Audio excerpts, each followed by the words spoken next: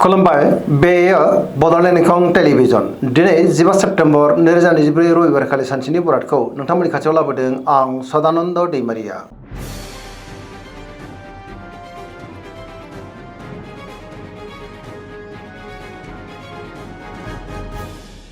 सिगां फरायनो लादों मेष राशि गिबि हांखो अ ल।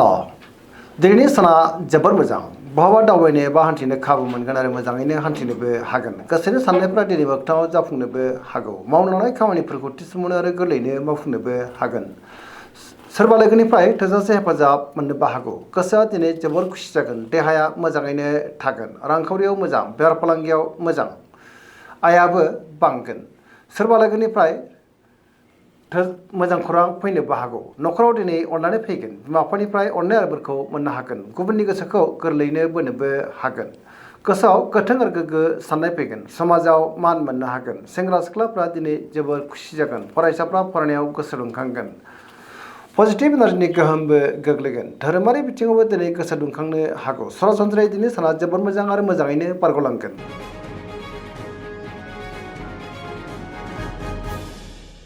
वृष राशि गिबि हांखो इ उ ब। दिनैनि साना जोबोर मोजां। गोसोखौ जोबोर गोजोननाय मोनगोन। गोसोनि बोलोआ बांगोन। मावनो लानाय खामानिफोरखौ थिसननो आरो गोरलैयैनो मावफुंनोबो हागोन। गोसोआव गोथों आरो गोग्गो साननाय फैगोन। समाजाव बयजोंबो मान होजागोन। रांखावरियाव मोजां, बेफार फालांगियावबो मोजां। गोबां धोन आरजिनो हागोन। न'खराव दिनै अननानै फैगोन। बिमा बिफानिफ्राय अननाय बोरखौ मोननो हागोन। देहाया मोजाङै थागोन। गुबुननिफ्राय हेफाजाबखौ मोननो हागोन। सोरजोंबा बाख्नाय जानोबो हागौ। जायखि खामानि मावानो मोनफ्रोमबो खामानिखौनो दिनै गोरलैयैनो मावफुंनो हागोन। सिगांनि बबेबा आद्रा खामानियाबो दिनै मावफुंजानो हागौ। लोगोफोरनिफ्राय अनसायनाय मोनगोन। गोसोनि साननायफ्रा मोगथाङाव जाफुंगोन आरो पजिटिभ एनार्जिनि गोहोम गोग्लैगोन। फरायसाफ्रा दिनै फरायनायाव गोसो दुंखांगोन आरो मोजां फिथाइ मोननोबो हागोन।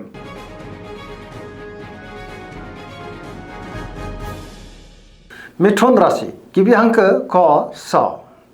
दिनैनि साना जोबोर मोजां। पजिटिभ एनार्जिनि गोहोम गोग्लैगोन। मोनफ्रोमबो बिथिङावनो जाफुंसारगोन। गियाननि आंखाल जानाय नङा। गोसोआ दिनै जोबोर खुसि जागोन। सोरबा लोगोजों बाख्नाय जानोबो हागौ। देहाया मोजाङैनो थागोन। रांखावरियाव मोजां, बेफार फालांगियाव मोजां होनजायो। न'खराव अननानै फैगोन। समाजाव मान मोननो हागोन। गोसोनि बोलोआ बांगोन। गावनि गोसोनि साननायखौ दिनै गुबुननो फोरमायनोबो हागोन। सिगांनि बबेबा आद्रा खामानियाबो दिनै मावफुंजानो हागौ। सोरबा लोगोनिफ्राय अनसायनाय मोनगोन। सोरजोंबा बाख्नाय जानोबो हागौ। लाइमोनफोरनि गोसोआ दिनै जोबोर रमान्टिक जागोन। गावबा गावनि गोसोनि साननायखौ फोरमायलायनोबो हागोन आरो पजिटिभ एनार्जिनि गोहोम गोग्लैगोन।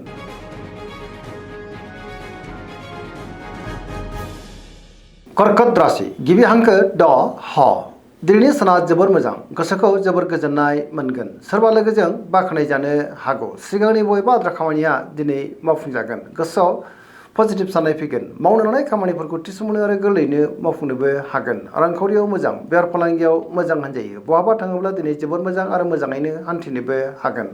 फरायसाफ्रा फरायनायाव गोसो दुंखांगोन आरो मोजां फिथाइ मोननोबो हागोन। देहाया दिनै मोजाङैनो थागोन। गुबुननिफ्राय थोजासे हेफाजाब मोननो हागोन। न'खराव बिमा बिफानि अननाय बोरखौ मोननो हागोन। समाजाव मान मोनगोन। गुबुनजों दिनै मोजां सोमोन्दो लाखिनो रोंगोन आरो पजिटिभ एनार्जिनि गोहोम गोग्लैगोन।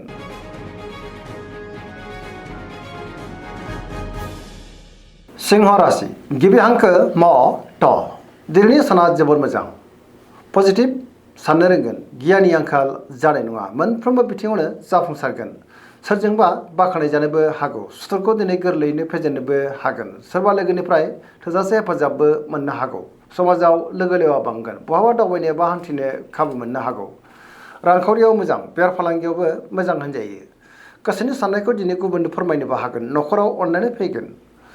गुबुननिफ्राय थोजासे हेफाजाब मोननो हागोन। देहाया दिनै मोजाङैनो थागोन। गुबुननि थाखाय मोजां खामानि मावनानै होनोबो हागोन। गोसोआ दिनै जोबोर खुसि जागोन।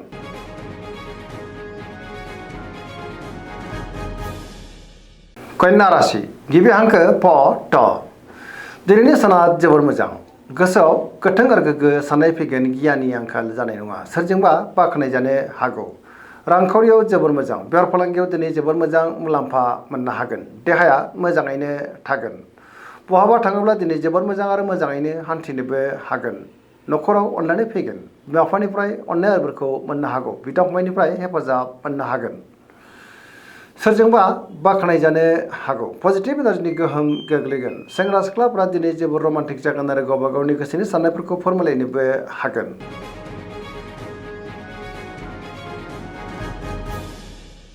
तुला राशि गिबि हांखो र ट दिनैनि साना मोजां आरो गाज्रिनि गेजेरजों बाबेलांनो हागौ गोसोआव गोनो गोथो साननाय फैनोबो हागौ गुबुननि थाखाय नाङा फाङा जेंनायाव गोग्लैनांनोबो हागौ गोसोनि साननायफ्रा लोरबां जागोन गोसोआव दिनै उसुखुथु मोननोबो हागौ मावनो लानाय खामानिखौ मावफुंनो गोब्राब जागोन सिगांनि बबेबा जेंनाया फैफिननो हागौ देहाया बारा मोजां थानाय नङा गोबां रोखोमनि देहायारि जेंनाजों मोगा मोगि जानांगोन मेंनाय मोनगोन रांखावरियाव मोजां अब्लाबो नाथाय खरसाया बांनो हागौ बेफार फालांगियाव मोजां होनजायो न'खराव अननानै फैगोन बिमा बिफानि अननाय आदरखौ मोननो हागोन गुबुनजों मोजां सोमोन्दो लाखिनो गोब्राब जानो हागौ गोदान थांखि लानो रोंनाय नङा सेंग्रा सिख्लाफ्रा दिनै जोबोर आला खाला जानोबो हागौ नेगेटिभ एनार्जिनि गोहोम गोग्लैगोन फरायसाफ्रा दिनै फरायनायाव गोसो दुंखांगोन आरो मोजां फिथाइ मोननोबो हागोन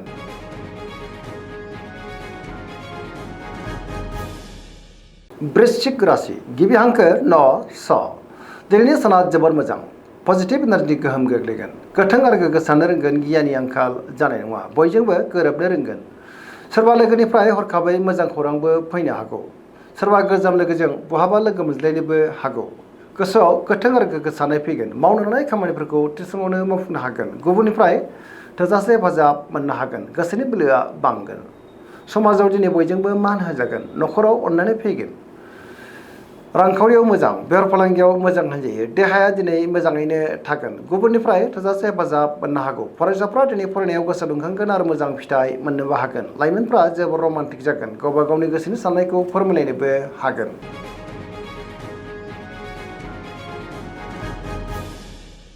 धनु राशि गिबि हांखो ढ फ भ दिनैनि साना मोजां आरो गाज्रिनि गेजेरजों बाबेलांनो हागौ गोसोआव गोनो गोथो साननाय फैगोन गुबुननि थाखाय नाङा फाङा जेंनायाव गोग्लैनांनोबो हागौ मावनो लानाय खामानिफोरखौ मावफुंनायाव माबा नङा माबा मोनसे हेंथा फैनोबो हागौ गोसोनि साननायफ्रा देबारनांगोन रांखावरियाव बारा मोजां नङा नाङा फाङा खरसाया बांनोबो हागौ बेफार फालांगियावबो दिनै बारा मोजां नङा होनजायो बहाबा हान्थिब्ला दिनै लामा सामायाव सांग्रां जानांगोन देहाया बारा मोजां थानाय नङा गोबां रोखोमनि देहायारि जेंनाजों मोगा मोगि जानांनोबो हागौ जानाय लोंनायाव सांग्रां जानांगोन बिदा फंबायनिफ्राय हेफाजाबखौ मोननो हागोन बिमा बिफानि अननाय आदरखौ मोननो हागोन लाइमोनफ्रा मोजां खौरां मोननोबो हागौ गावबा गावनि गोसोनि साननायखौ फोरमायलायनो हागोन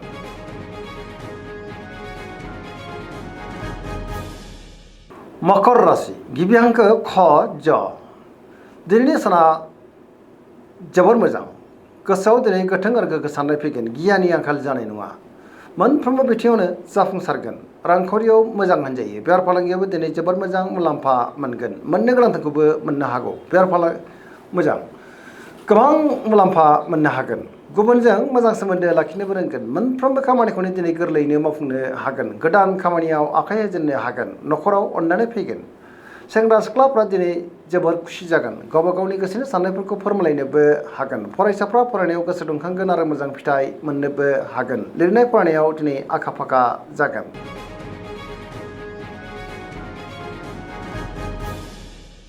कुम्भ राशि गिबि हांखो ग स दिनैनि साना मोजां आरो गाज्रिनि गेजेरजों बाबेलांनो हागौ गोसोआव गोनो गोथो साननाय फैनोबो हागौ गुबुननि थाखाय नाङा फाङा जेंनायाव गोग्लैनांनोबो हागौ सोरबा लोगोनिफ्राय हरखाबै गाज्रि खौरांबो मोननो हागौ समाजाव मान हानि जानांनोबो हागौ सांग्रां जानाया गाहाम गोबां मुंदांखा सुबुंजों लोगो मोनज्लायगोन रांखावरियाव मोजां अब्लाबो नाथाय खरसाया बांनो हागौ देहाया दिनै बारा मोजां थानाय नङा गोबां रोखोमनि देहायारि जेंनाजों मोगा मोगि जानांनो हागौ जानाय लोंनायाव दिनै सांग्रां जानांगोन न'खराव अननानै फैगोन गुबुननिफ्राय थोजासे हेफाजाब मोननो हागोन बहाबा दावबायब्ला लामा सामायाव सांग्रां जानांगोन नेगेटिभ एनार्जिनि गोहोम गोग्लैनोबो हागौ